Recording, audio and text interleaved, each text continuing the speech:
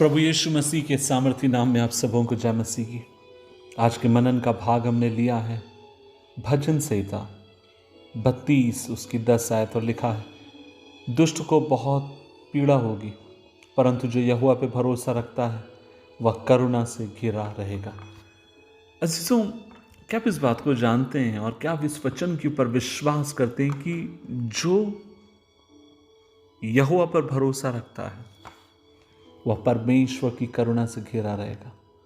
अजीजों, हमारे हर दिन के शेड्यूल में जब थोड़ा सा बदलाव या छोटी छोटी परेशानी होती है तो इन बाधाओं के कारण हम परेशान हो जाते हैं और हम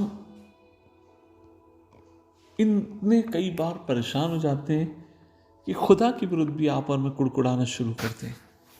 लेकिन एक बात मैं आपसे कहना चाहता हूं, इन सब के बीच में परमेश्वर चाहता है कि आप और मैं उसके अनुग्रह के ऊपर और उसकी करुणा के ऊपर आप और मैं विश्वास रखें। उदाहरण के लिए, खासकर जो लोग हैवी ट्रैफिक वाली शहरों में रहते हैं, जब मान लीजिए आप घर से निकल रहे हैं किसी काम से और आप ट्रैफिक में फंस गए, हो सकता है आप कुड़कुड़ा सकते हैं, बड़बड़ा सकते हैं, क्योंकि वह ट्रैफिक आपको जहां तक आपका गंतव्य वहां तक पहुंचने के लिए आपको रोक रहा है। और आप परमेश्वर से भी कुड़कुड़ा सकते हैं कि प्रभु मुझे जल्दी पहुंचना चाहिए था, मेरे साथ ऐसा क्यों हो गया। लेकिन एक बात मैं आपसे बोलना चाहूंगा, परमेश्वर हमारे जीवन को जानता है, उससे कुछ भी छुपा नहीं है।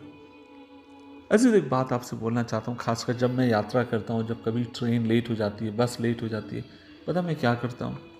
उस समय को मैं प्रार्थना के लिए इस्तेमाल करता हूं, क्योंकि मुझे मालूम है परमेश्वर अपने अनुग्रह से, अपनी दया से हमें घेरे हुए।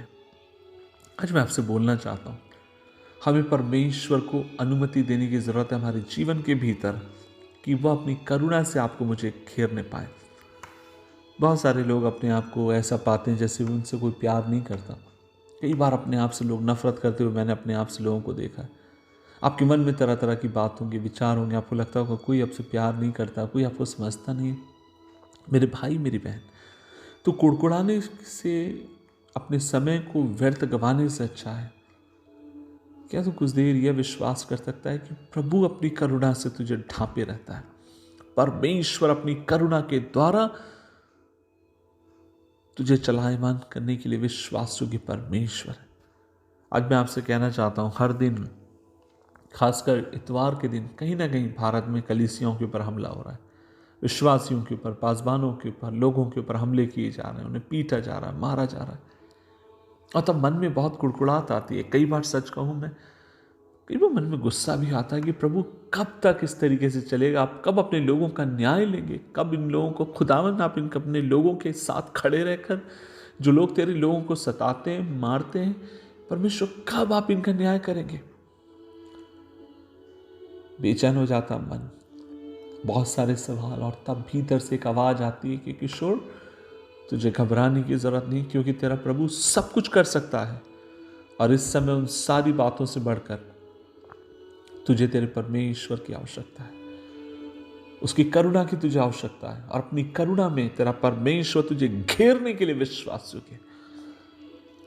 आज सुबह के समय मेरी आपके लिए यह दुआ है परमेश्वर से कि चाहे छोटी हो बड़ी हो, जीवन के संघर्ष के बीच में प्रभु आपकी सहायता करे कि आप उसके करुणा वाले हाथ को देख सकें, उसके करुणा में आप सुरक्षित रह सकें, ताकि उसके द्वारा उसका नाम ऊंचा किया जाए।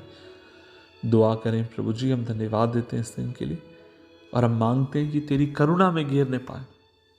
जीवन में छोटी छोटी चीजें, छोटे छोटे बदलाव हमें कई बार परेशान कर देते हैं, व्याकुल कर देते हैं, खुदावन निराश कर देते हैं। लेकिन आज हम दुआ करते हैं, इन सब के बीच में कृपा दे कि तेरी करुणा के ऊपर हम भरोसा रखें और उस पर आश्रित होकर विश्राम करें कि हमारा प्रभु हमारे संग है।